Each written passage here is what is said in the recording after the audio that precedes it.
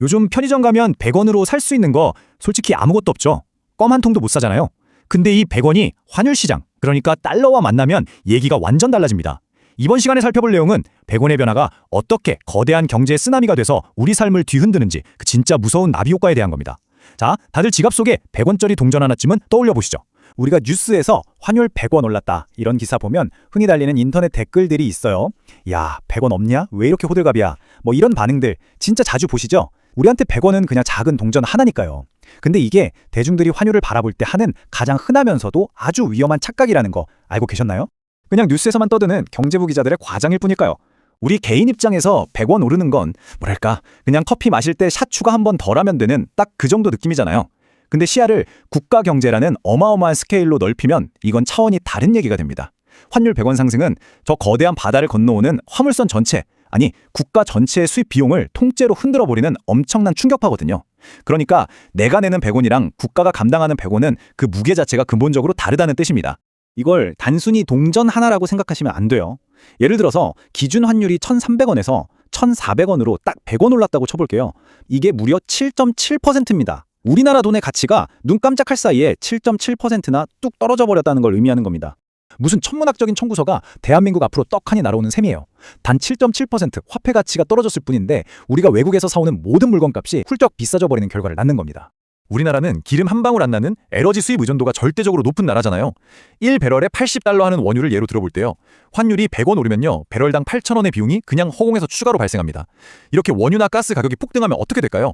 전기요금, 가스요금, 난방비, 그리고 물류비까지 우리 경제를 굴러가게 만드는 인프라의 기초 비용들이 순식간에 미친 듯이 치솟게 되는 겁니다. 이건 뭐 절대 피할 수 없는 물가 상승의 도미노예요. 첫 번째 툭 치면 수입품 가격이 오르고요. 두 번째로 비싼 원자재를 억지로 사와야 하는 우리 기업들의 생산 비용이 확 오르겠죠?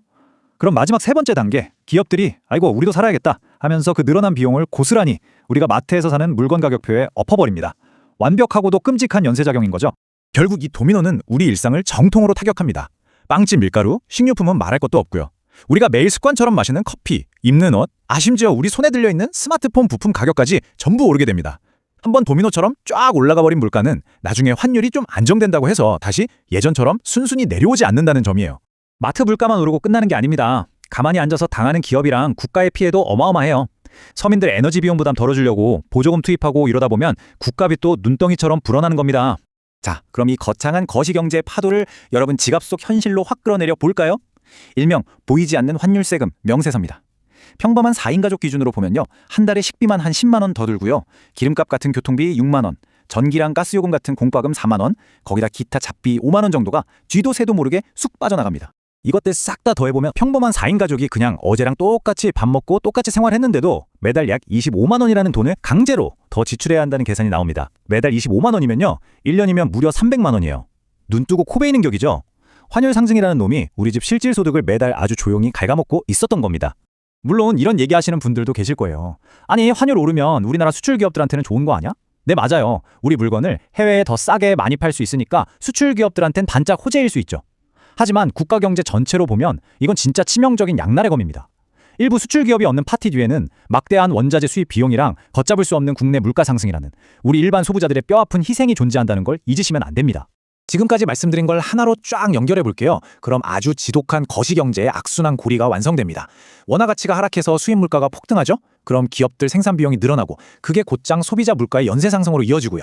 결국엔 정부 재정도 나빠지고 우리 실질 소득은 쪼들리게 되는 겁니다. 빙빙 도는 이 무서운 굴레를 경제 주체 그 누구도 쉽게 빠져나갈 수가 없어요.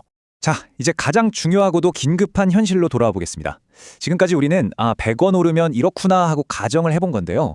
1,300원, 1,400원 하던 시절은 지났고요. 우리는 이제 본격적인 1,500원 시대를 마주하고 있습니다. 이건 단순한 숫자의 변화가 아니라 우리 생존이 걸린 청구서가 도착했다는 뜻입니다. 이 1,500원이라는 무시무시한 현실이 눈앞에 닥치니까 대한민국 경제의 컨트롤 타워인 한국은행은 지금 발등에 불이 떨어졌어요. 한국은행 총재가 첫 데뷔전에서 시장이 그토록 바라던 금리 인하 대신 역대급 매파적 폭탄 발언을 터뜨릴 거라며 시장이 바짝 얼어붙은 긴장하고 있는 이유가 바로 이겁니다. 한국은행이 갇혀버린 이 완벽한 압박의 폭풍우를 살펴볼까요? 1분기의 경제는 깜짝 성장했지. 환율은 1,500원을 위협하지. 국내 물가는 도통 잡힐 기미가 안 보이지. 게다가 미국 연준이 예의주시하는 PCE 물가지수마저 튀어오를 전망이거든요. 이 물가랑 환율이라는 두 마리 괴물을 잡으려면 한국은행 입장에선 지금 2.5%인 기준금리를 내리기는커녕 오히려 하반기에 더 올릴 수 있다는 강력한 통화 긴축 신호를 던질 수밖에 없는 상황입니다. 그래서 오늘 해설의 마지막 여러분께 뼈 때리는 질문을 하나 던지고 싶습니다. 훌쩍 뛰어오른 고물가 그리고 앞으로 더 높아질 수 있는 고금리가 훨씬 오래 지속되는 이 새로운 시대, 여러분은 정말로 버틸 대비가 되어 있으십니까? 대출 이자 부담은 턱 밑까지 차오르고 생활비는 하늘을 찌르는 이 거대한 경제의 폭풍 속에서 지금 당장 여러분의 가계부부터 다시 열어 점검해 보셔야 할 때입니다. 환율 100원이라는 가벼운 날갯짓이 몰고 온 이 어마어마한 태풍, 과연 여러분의 지갑은 무사할까요?